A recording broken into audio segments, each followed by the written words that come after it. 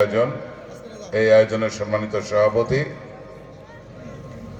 উপস্থিত এই ইউনিয়ন বিএনপির নেতৃবৃন্দ, আলমডাঙ্গা উপজেলা বিএনপির নেতৃবৃন্দ এবং পৌরসভার নেতৃবৃন্দ, আমার সাথে আগত চুয়াডাঙ্গা জেলা বিএনপি এবং চুয়াডাঙ্গা জেলার ছাত্রদল, যুবদল এবং স্বেচ্ছাসেবক দল সহ অঙ্গ সংগঠনের নেতৃবৃন্দ এবং আমার সামনে উপস্থিত জেলা ইউনিয়নের বিভিন্ন ওয়ার্ডের নেতৃবৃন্দ, আসসালামু আলাইকুম। আসলে আমাদের দীর্ঘদিন পর যে এরকম একটি পরিবেশে ইফতার মাহফিল করার সুযোগ এবং সময় হয়েছে। দীর্ঘদিন এই বাংলাদেশে গণতন্ত্র ছিল না, আমরা সামাজিক কর্মকাণ্ডগুলো আমরা করতে পারি নাই কিংবা আমাদেরকে করতে দেওয়া হয় নাই। সেহেতু আমাদের দল থেকেও নির্দেশনা আছে, আমাদের জেলা বিএনপির সমস্ত ইফতার পার্টি ক্যান্সেল করতে বলা হয়েছে এবং বলা হয়েছে প্রত্যেকটা ইউনিয়নে অন্তপক্ষে ইফতার পার্টি করতে হবে। তৃণমূল পর্যায় থেকে ইফতার পার্টি করতে হবে, জেলার ইফতার পার্টি সব বন্ধ করে দেওয়া হয়েছে। এটা হলো আমাদের ভারপ্রাপ্ত চেয়ারম্যান জনাব তারেক রহমানের লিখিত চিঠির মাধ্যমে বন্ধ করা হয়েছে, যে তৃণমূল বিএনপিকে জাগ্রত করার জন্য, তৃণমূল বিএনপিতে ঐক্যবদ্ধ করার জন্য আজকে আমাদের দল থেকে যে নির্দেশনা দেওয়া হয়েছে, সেই নির্দেশনা অনুযায়ী আমরা প্রত্যেকটি ইউনিয়নে আমরা ইফতার মাহফিল এবং দোয়ার অনুষ্ঠান আমরা করছি। সেজন্য আমাদেরকে আগামী দিনে আমাদের যে কর্মসূচি আসছে, আগামী দিনে যে নির্বাচন আসছে, আপনারা দেখছেন যে ইতিমধ্যে আমাদের চেয়ারম্যান বারবার আমাদেরকে স্মরণ করিয়ে দিচ্ছে যে ঐক্যের কোনো বিকল্প নেই, ঐক্যবদ্ধভাবে থাকতে হবে। এই গণতন্ত্রের জন্য 16 বছর আমরা আন্দোলন সংগ্রাম করেছি, আমরা রাতে বাড়ি ঘুমাতে পারি নাই।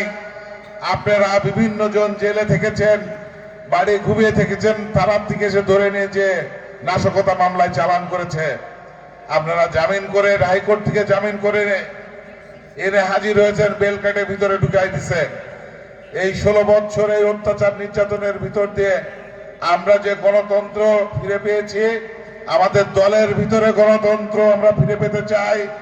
আপনারা দেখেছেন ইতিপূর্বে 5ই আগস্টের পরে সর্বপ্রথম চুয়াডাঙ্গা জেলাতে কাউন্সিলের মাধ্যমে, ভোটাভুটির মাধ্যমে চুয়াডাঙ্গা জেলা বিএনপি কমিটি তৈরি করেছেন আমাদের ভারপ্রাপ্ত চেয়ারম্যান জনাব তারেক রহমান।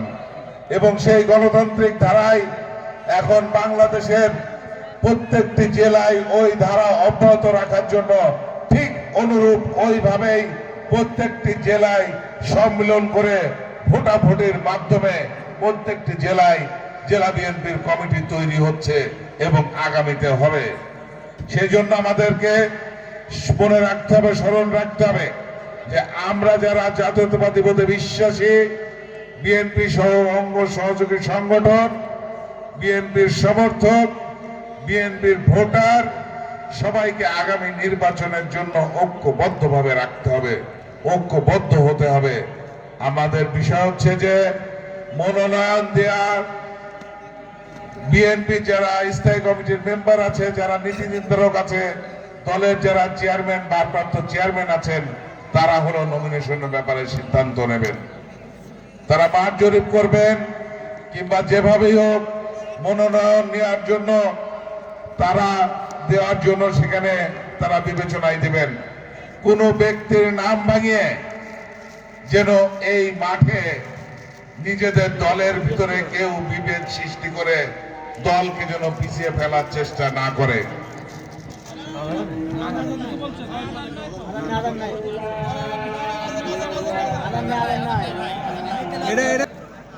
আসলে হচ্ছে যে আপনারা সবাই ঐক্যবদ্ধভাবে থাকবেন।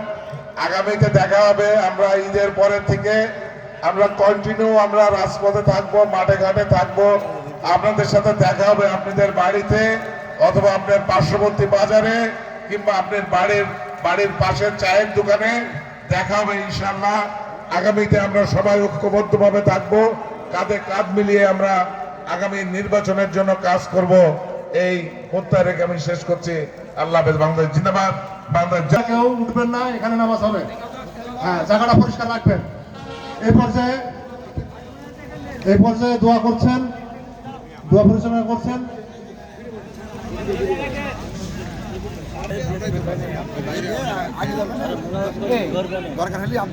সবাই সূরা ফাতিহা একবার, সূরা ইখলাস, কুল হুয়াল্লাহ সূরা একবার তেলাওয়াত করি।